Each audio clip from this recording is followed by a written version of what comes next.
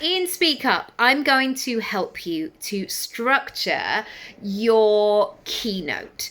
Now, I am a huge lover of planning workshops and essentially getting them to a stage where you can put them on your website and show that they are for sale. Because not everything has to be bespoke. Not every time does somebody want to go, I don't know what I want. Like, give people a choice. Sometimes people who are booking you have no idea what to really ask for. Say, for example, I was hiring a private chef. Sounds like a really lovely idea. Sarah is like the kind of person who is like just throwing a dinner party for 12 on a Friday night, and I hired a private chef. Instead, sometimes if they said, what do you want to eat? I might be at a slight kind of blank. Whereas if there was a bit more of a conversation of like, what kind of food do you like? Are there allergies?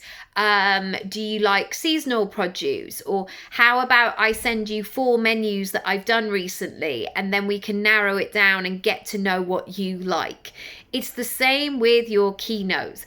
Don't make people have to say, I want this, this, and this, because sometimes they don't know what they want. And sometimes you're not in their industry and they don't know the right terminology. So make it easy. Create this workshop keynote menu. And then, of course, you can refine the details. You can tweak it. You can add a bit of this and make sure everybody is happy. But give people something to work with. So the first thing that is really important, and this is going to be great if you want to do the Speak Up monthly moves with me, is you have to understand how to structure your keynote or your pitch or your presentation. You have to understand what that looks like and feels like and sounds like for the receiver. And over the years, I have been to so many, I can't tell you, so many boring talks. And I'm sure that you're the same, because sometimes people go into that bravado of, oh my gosh, I'm the expert, right? I better like pull out. It's like they kind of move into like, I've got to show you my muscles. I've got to show you my party trick. I've got to do a caterpillar along the floor. It's like, you don't have to tell your life story. You don't have to always share your stats and your facts and figures. We want to get a sense of you, and you bombarding us with all your facts and figures sometimes is too much. So you have to understand how to structure it. And yes, standing from the position of the expert, but also making it about the audience or the receiver. The second thing that happens is that people are trying to share so much information. They are reading reams and reams of information, and they're going into long paragraphs, and they don't know how to create that game, that exchange with their audience.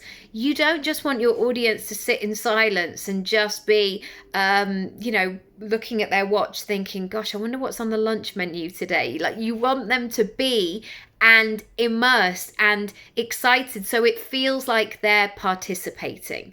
So when we're looking at your keynotes, it's like, how do we get into the transformation? How do we deliver this information in a way that is exciting or accessible or whatever your markers of success are?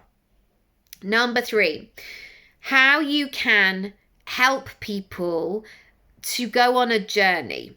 So they start in a certain place and they leave with a completion.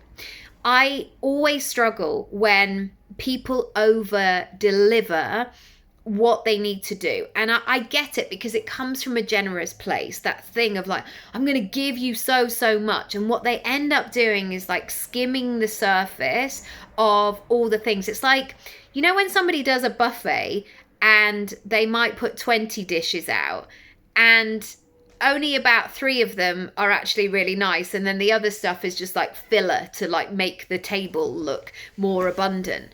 I would rather do the opposite, like have 3 or 4 really nice things that, like Ottolenghi does this really well if you ever go to his cafes. And another place that I know of in North London called Sable Door, they do this brilliantly. It's like, we're not going to put all these different salads out. We're going to put these, and then you pick 3, and you can really go into it with that. And that's what you want to do with your keynote, is to really take people on that journey so they feel like they have agency of their own progression. And the final thing is, you want to be able to give people the sense of what to do next. And I always say this in my talks, I never just want people to go, well, that was really inspiring, whilst they're waiting for the queue for their lunch. Like, yeah, I got a few things from that. I want people to have a list of, like, sorry, I'll stop clicking at you. I want you to have a list of, like, okay, I know what to do. I'm going to do this. I'm going to do that. I'm going to email that person. I need to set aside a 2-hour session in my calendar to go through this. Or I finally need to tweak that project. I need to sign that thing off. So you feel like you know how to implement, because we are so overwhelmed with information, more things, more books to read. How many books have you got on your bedside table? I mean, dozens, of course, and we don't read them because we don't have time to do all of those things. So condense it, curate it for your client. If you want to come and join Speak Up, I would love to help and support you. Send me a message, and it's 20% off at the moment if you add the code MAGIC. This is for a limited time, so send me a message if you want to set up a call first. Let's do it, and let's get this keynote up and running. Also, the great thing is once you've got these, once you've done all of this groundwork, it's unlimited. You can sell this as many times as you want in so many different ways and really monetize this stream of income that is speaking. Lots of love. All the details are below. Bye.